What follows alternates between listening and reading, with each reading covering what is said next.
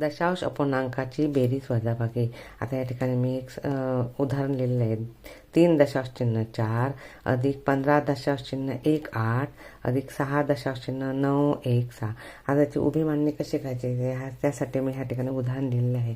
3 दशांश चिन्ह 4 अधिक 15 दशांश चिन्ह 18. तर 15 हे पूर्ण संख्या आहे. दशांश चिन्हाच्या डावीकडचा भाग पूर्णांक असतात, तो डावीकडे वाढत जाणार आणि अपूर्ण भाग हा उजवीकडे वाढत जाणार. नंतर 6 दशांश चिन्ह 9 1 6 असे संख्येखाली संख्या, दशांश चिन्हाखाली दशांश चिन्ह आलं पाहिजे, मग बेरीज बरोबर होणार. मग आता 6चे 6, 8 ने 1 9, 9 ने 1 10 4 14, 14 4 हातचाला 1, 3 आणि 1 4, 4 आणि 5 5 4 9, 9 आणि 6 15, 15 5 हातचाला 1, 1 आणि 1 2 म्हणजे 25 दशांश चिन्ह 4 9 6.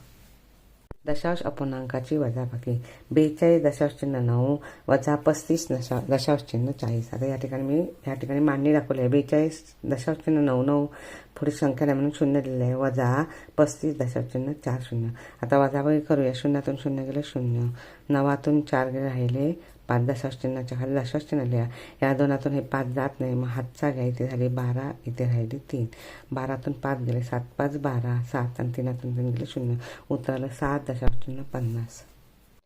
6 दशांश चिन्ह 2 8 2 या दशांश अपूर्णांकातील 2 या अंकाच्या स्थानिक किमतीतील फरक किती. आता 2 हा अंक दशक स्थानी आहे आणि इथे दशक शतक सहस्त्रस्थानी आहे. मग जेव्हा समान अंक असतात तेव्हा स्थानिक किमतीतील फरक हा 9च्या पटीत असतो. म्हणजे त्या संख्येला 9ने गुणायचं. 2 गुणुले 9 म्हणजे उत्तराला 9 2 18. मग 18 ही संख्या पहिली संख्या खालच्या पहिल्या अंकाच्या खाली, दुसरी संख्या खालच्या दुसऱ्या अंकाच्या खाली, मध्ये जर संख्या असते तर ते 9 लिहायचं आणि पुढे जर त्याच्या पुढे संख्या असते तर ते 0 0 लिहायचं. मग आता आपण उत्तर घालूया. 0 दशांश चिन्ह पहिली संख्या 2 आहे तिथे 1 घालूया, दुसरी संख्या 8 आहे तिथे 2 आहे तिथे 8 घालूया, मध्ये 9 लिहायचे. पुढे संख्याच नाही आहे म्हणून उत्तर आलं 0 दशांश चिन्ह 1 9 8. पण पर्याय क्रमांक 2 हे त्याचं उत्तर. 12 दशांश चिन्ह 8 4 8 5 या दशांश अपूर्णांकातील 8 या अंकाच्या स्थानिक किमतीतील फरक किती. आता ही संख्या आपण इथे मांडून घेऊया. 12 दशांश चिन्ह 8 4 8 आणि 5.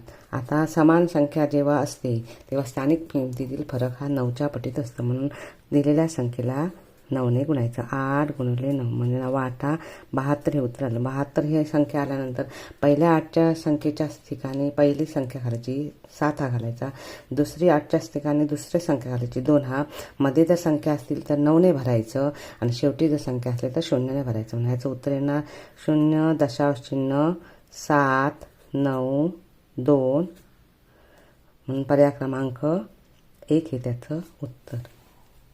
खालीलपैकी कोणता दशांश अपूर्णांक आहे. 4/7 2/9 9/10 आणि 17/3. आता या ठिकाणी दशांश अपूर्णांक विचारलेले आहे. या ठिकाणी दशांश अपूर्णांक होता ज्याचा छेद 10 100 1000 असे ज्यांचे छेद असतात तो दशांश अपूर्णांक असतो. मग या ठिकाणी 9/10 दशांश अपूर्णांक आहे म्हणजे पर्याय क्रमांक 3 हे त्याचं उत्तर. 19 दशांश चिन्ह 6 हा दशांश अपूर्णांक व्यवहारी अपूर्णांकाच्या स्वरूपात लिहा. आता 19 दशांश चिन्ह 6. आता यामध्ये 19 हा पूर्णांक आहे आणि 0 दशांश चिन्ह 6 म्हणजेच 6/10 हा अपूर्णांक आहे. मग आता पूर्णांकयुक्त अपूर्णांकात लिहायचा आहे. 19 हा पूर्ण भाग संख्येच्या डाव्या बाजूला येणार.